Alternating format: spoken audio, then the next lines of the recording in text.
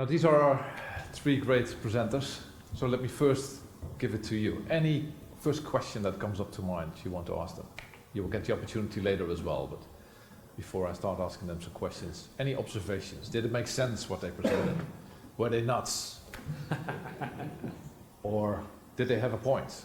Any perspectives? Because there's a roaming mic here. We have roaming mics. Yep.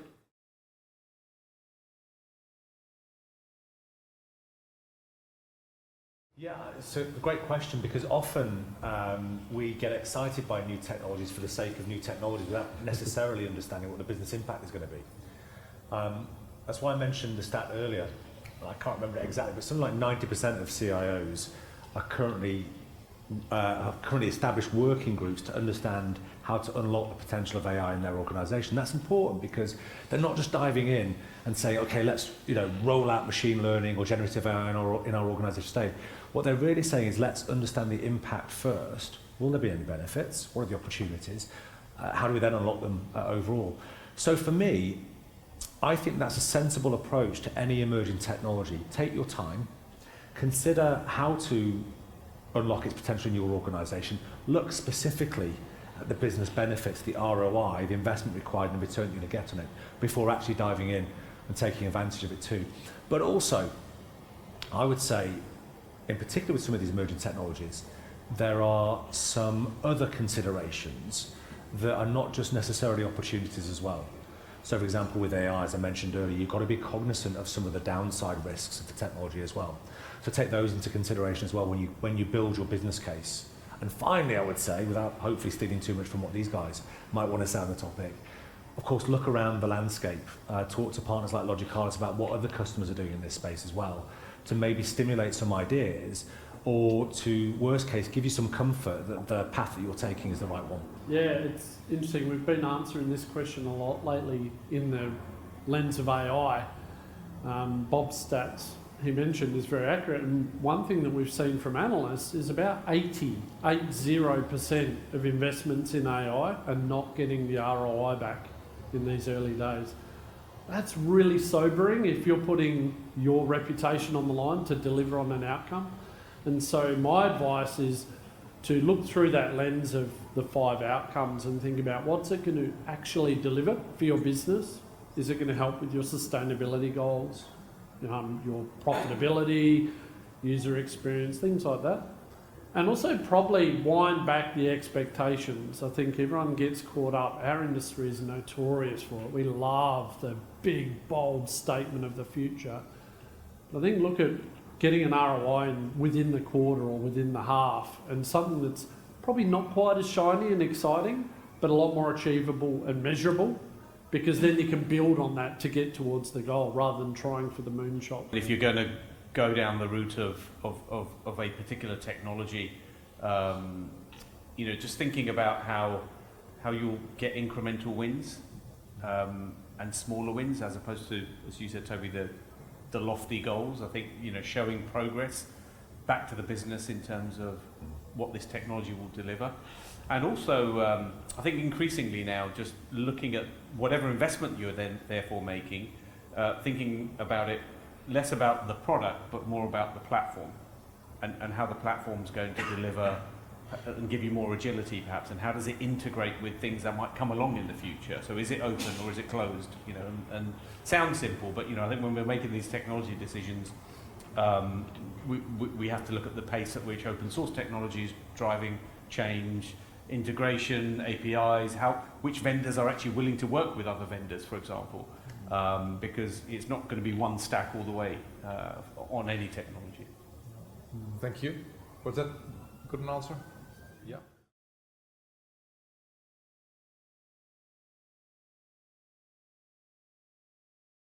Look, I think there's a massive need in this country to really rethink. On a similar line to having maths as one of the core key curricular subjects and English, but the sciences, but STEM subjects in particular have to start at a much lower age. And that's hopefully going to be something we can, lobby and convince the next government to put into place, because I think it does have to be ground roots. I think as companies, yes, we're doing our bit in various places, but it does need a a concerted effort and some policy changes for that to happen at a more grassroots level, because it can't just be left to people learning or kids learning from influencers and just seeing what they're learning from online social media. It has to be done in a more programmatic way, because it is going to be fundamental to any subject, right? Every job in one way, shape or form is a digital job. Whether you're a scientist or you're working on a factory floor or you're going to be a builder or whatever, you are interfacing with digital technology, and you're probably going to do so more so in the future than ever before, even the traditional jobs. So we need as a country to be economically competitive, that to be absolutely built in, and tech companies and all companies can play a role in doing that. Yeah, so maybe Bob, Toby, for Logicalis, how do you attract talent and how do you keep and retain them? Oh gosh, that's a really good question. When I think about how we attract talent, for me it's all about coming at it from a macro perspective, the organisation's purpose. We're all competing for the same individuals, and they're scarce at the moment, back to the sort of the origin of the question overall. So how do you attract individuals to your organisation? I think it's about getting that purpose, and what we've focused on in the last few years is that environmental sustainability piece, which is attracting individuals, particularly Generation Zs or whatever that sort of younger generation is called these days. They're looking for something more. They know they're going to get the dollars, whatever they do, right, because they're qualified. So how do they differentiate between Logicalis and other organisations? Well, they choose on the basis of values. And if you share the same values as that potential future talent workforce, then that's the way that you'll attract them overall. And before Toby answers that, the specific question that you asked, I think is really, really interesting, because I live in West Berkshire, so quite close to Wiltshire. And in Wiltshire, Dyson have set up their own kind of like university to train the next generation of tech talent, because they've identified this need overall. And obviously it's designed for their own purposes solely, rather than for some, altruistic societal purpose overall. But I think we might see much more of that, because we know in the UK and many Western economies, we're a bit strapped for cash. And the investment coming from the government in these new technologies might be limited. And they're going to have to work out how we as an economy can continue to compete with those emerging economies, which we've thrown money at these new lines of education from a digital perspective. How do we capture that? And I think you'll see more partnerships or more organisations taking control of that scarce resource that might exist in their particular area by setting up things like the Dyson Universities, it's called. That question was really relevant for me. I've got 2 young children, and I actually took a photo of your slide with those jobs and sent it to my wife during the presentation. So it really resonates. Last year I took my family to the Kennedy Space Centre, and my daughter was really excited. She's like, "Oh, we're going to the moon today." I was like, the thing is, in her life, she probably will. That'll probably be as easy as getting on a plane here, right? So all these jobs and the different thing, it's got to change the way we think about how we educate that next generation. And so I really like Chintan's point of STEM and getting them younger, and the responsibilities that the corporate sector has to play, right? I think every change that we've seen driven through society hasn't come from government mandating. It's been led by corporations that are driving those changes. And so I think that's our opportunity as a company, and everyone in the room here, looking at ways that they can leverage that next generation of talent and bring them on. That's what we try and do with graduate programs and things like that. But I think we're only scratching the surface. Like right now, the gap of skills versus what we're putting into market is just getting bigger and bigger.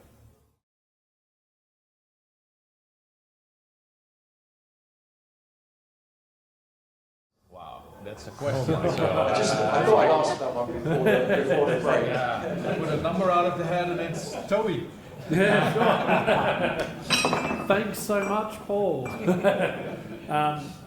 I can't remember who the quote is attributed to, but they said that AI is probably not going to take your job, but you'll be replaced by someone who knows AI. And I think that AI, like everything that we build and our industry has built over the last 50 years, if you go back to the Sinclair and others, it's a tool, and we can use these tools. And it means our roles are going to change, like the horse and cart moving to the car and to other things. Our roles are definitely going to change, and we're going to end up with more jobs like we're on Chintan's slide. So I think we need to learn about these technologies and embrace it rather than look at it as something that's just going to replace us and do us all out of a job, because it'll end up replacing some jobs, but like the Industrial Revolution did, and like plenty of historical references in the past. But we're still here, we're still working, and we're moving up the chain, and hopefully we can move to more impactful, outcome-driven jobs rather than the menial, boring things that actually are pretty hard to find people to do these days anyway. Yeah. Chintan? Yeah, look, a big question. I absolutely agree with that. I think we've seen in history every big sort of revolution will ultimately, yes, there'll be jobs that change or go away, and there'll be new jobs that get created. And I think this is all about, hopefully today was thought-provoking to say, well, we have an opportunity to get ready, right? And we have an opportunity to get the next generation to have the right skills so that they're ready for and adaptable for the changes that are coming. We also, as employers, have to look after and look at the employees that we already have and how are they adapting. And actually one of the piece of research we did last year showed, you know, whilst there's huge sort of interest in things like AI at the CEO level, it sort of peters out when it gets to the individual contributor level. And that wasn't actually, and we sort of dug into that, it wasn't actually because people were fearful that the jobs were going to go away, it's because they hadn't been informed as to how AI technology will help them in their role. So it was actually an education piece. So actually giving people some of these tools and showing them, actually this will make you do this job faster, better, quicker, is going to be far more powerful for us going forward. And then there's a ton of work going on AI safety and security around the world in partnership with academia. You know, we've got an AI research centre here with UCL where we're doing work. I think the UK's taken a really good leading role in a lot of this AI safety work across the board, and I think there's enough willingness to make sure that we get the positives out of it. I say that with you flip the coin, the rate at which AI is changing, clearly the bad actors who want to do something nefarious with anything, let alone AI, have access to the same tools that the good guys have and we all have, and so they're moving at a pace without regulation, without worry for recourse and what might happen. So we have to make sure the systems and the environments that we're building will be resilient against that. And that was my point around resilient platforms for the future, because our adversaries are absolutely going to use this, whether it's nation state or private or individuals. You know, that threat is absolutely going to be there. Yeah. Bob, I'd like to make it a little bit more personal and broaden the question, Sure. if you allow me. Okay. Depends. I mean, CEO of the Logicalis Group, that's a massive responsibility. Where would you see AI being applied to assist you in your role, or maybe replace you even? Well, hopefully not the latter, but look, I think there are opportunities in any organisation, Logicalis is not alone in this, to use some of the simple applications that generative AI offers. So, for example, we can use generative AI to make all of us a bit more productive in searching for information about, I don't know, our internal policies, or quick search for how much vacation I've got left this year. Quite a lot, by the way. And you know, those sorts of activities make us all a bit more productive, and we don't waste time trying to sort of source those answers for ourselves. So I think there are limited, specific use cases that I would take advantage of, and we're taking advantage of those things in Logicalis today, which we can all take advantage of, which will make our lives a little bit easier than they are.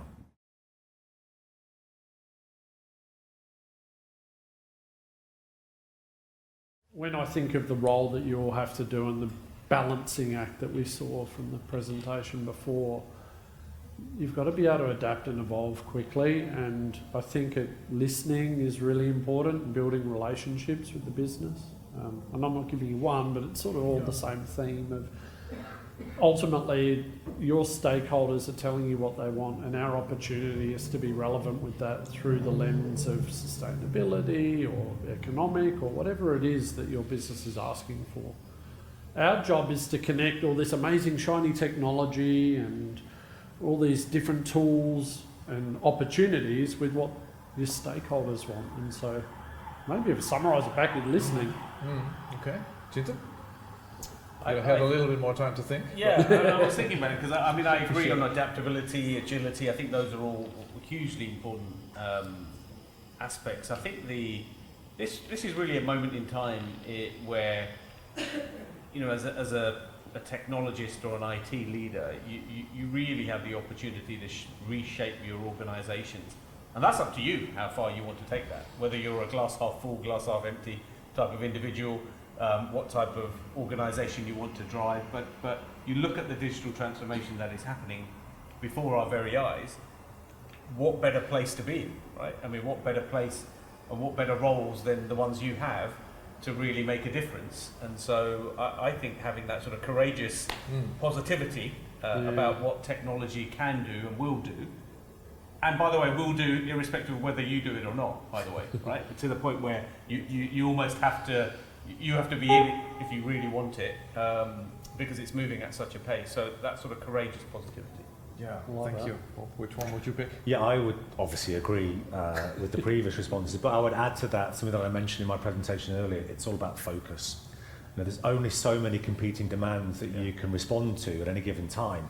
And if you don't have focus, you're not going to be able to deliver on any of them overall. So really, really define with your leadership teams what the top strategic priorities are for your organisation, and then work on how technology can help that. Resource those up within your organisation, and as I said earlier, everything else is just noise. It's easier to say than it is to do in practice, but believe me, that will separate you from everybody else from a leadership point of view.